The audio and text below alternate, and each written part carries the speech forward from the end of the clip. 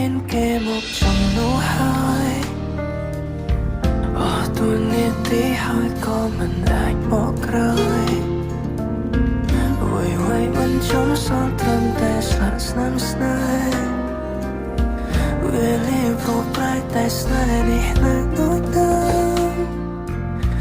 ដែលចេញទៅមនុស្សមួយនេះនៅស្រឡាញ់យល់ព្រមចូល